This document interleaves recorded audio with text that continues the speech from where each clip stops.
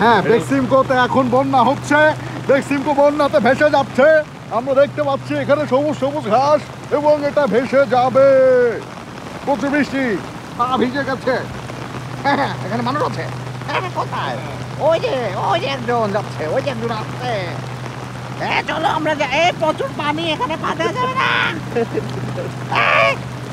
আস্তে আস্তে চলো। বেক্সিমকো ভিজে দিচ্ছে। জুতা ভিজে যা, জুতা ভিজে যাবে বেক্সিমকো। ফেসবুক লাইভ করা লাগবে। ভেতরে এখন আমরা আছি বেক্সিমকোর ভেতরে। অনেক বৃষ্টি। নাকি?